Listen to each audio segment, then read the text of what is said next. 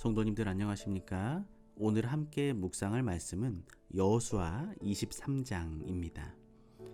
여호수아 23장은 여호수아가 죽기 전 마지막으로 이스라엘 백성들에게 준 권면입니다. 가나안 정복이 끝나고 땅의 분배가 끝난 후 여러 해가 지났습니다. 여호수아도 나이가 많이 들었습니다. 임종이 가까운 것을 깨달은 여호수아는 백성들의 수령과 장로들과 관리들을 불러 모았습니다. 지금까지 하나님께서 그들을 위하여 행하신 일들을 회상하면서 하나님을 사랑하고 그의 율법을 지키며 우상 숭배에 빠지지 말 것을 당부합니다. 만일 그렇게 하지 않으면 하나님이 주신 아름다운 땅에서도 멸망할 것임을 3번이나 거듭 경고하고 있었습니다. 여호수아 23장 3절입니다. 너희 하나님 여호와께서 너희를 위하여 이 모든 나라에 행하신 일을 너희가 다 보았거니와 너희 하나님 여호와 그는 너희를 위하여 싸우신 자신이라. 여호수아는 오늘날 이스라엘이 있기까지 하나님께서 어떻게 인도하셨는가를 먼저 회상합니다.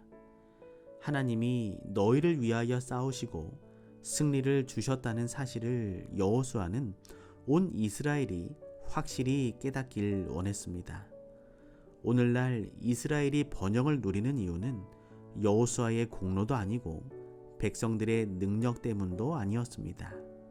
온전히 하나님의 은혜 때문이었습니다. 여호수아는 백성들이 그것을 잊어버리고 자만하게 되는 것을 두려워했던 것입니다. 오늘 우리의 삶에 평안이 있고 신앙에 자유가 있는 이유는 무엇일까요? 그리고 남은 백성으로 불러냄을 받은 이유는 또한 무엇일까요? 내 능력 때문이 아니라 하나님의 은혜 때문입니다.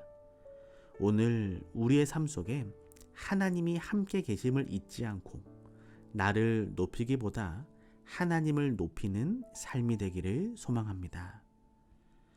여호수아 23장 6절, 7절, 8절 그리고 11절입니다. 그러므로 너희는 크게 힘써 모세의 율법책에 기록된 것을 다 지켜 행하라. 그것을 떠나 좌로나 우로나 치우치지 말라. 너희 중에 남아있는 이 나라들 중에 가지 말라. 그 신들의 이름을 부르지 말라. 그것을 가리켜 맹세하지 말라.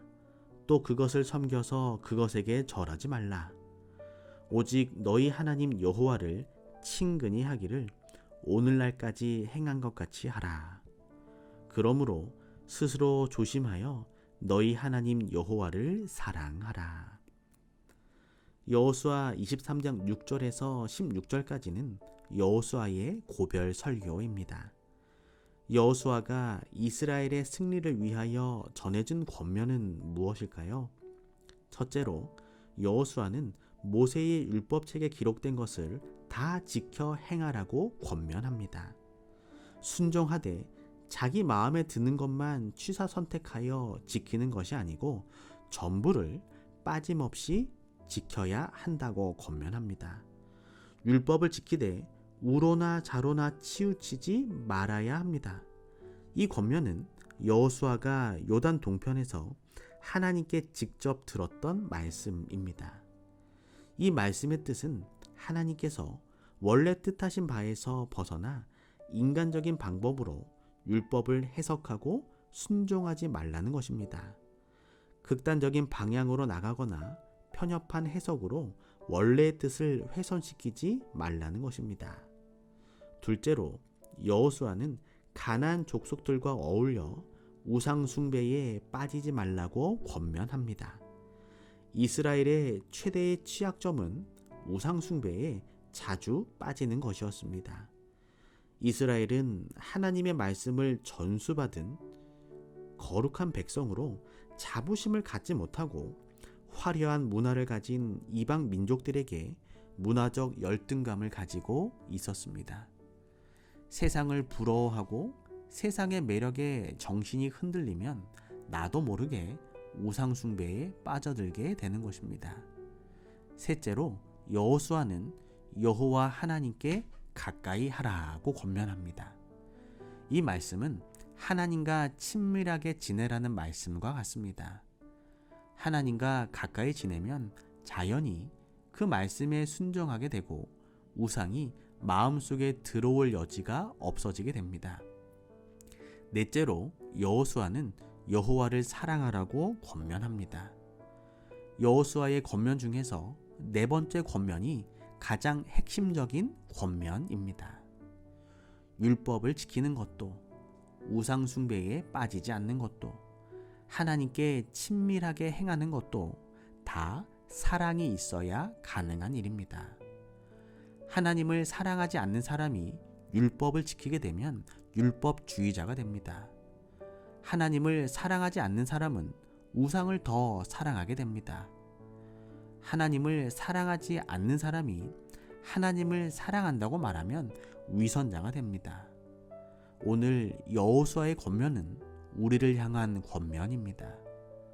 오늘 우리 모두가 우로나 좌로 치우치지 않게 율법의 말씀을 지키며 세상의 우상에 빠지지 말고 여호와 하나님과 친근하게 지내며 하나님을 진정으로 사랑하는 귀한 삶을 살게 되기를 소망합니다. 여호수아 23장 12절입니다. 너희가 만일 퇴보하여 너희 중에 빠져 남아있는 이 민족들을 친근히 하여 더불어 혼인하며 피차 왕래하면. 그리스도인은 이 세상 안에 살면서도 이 세상에 속하지 않고 사는 법을 배워야 합니다. 우리는 세상 안에 살지 않을 수 없습니다. 그들과 교제도 하고 전도도 해야 합니다. 그러나 세상 삶에 속해서는 안 됩니다.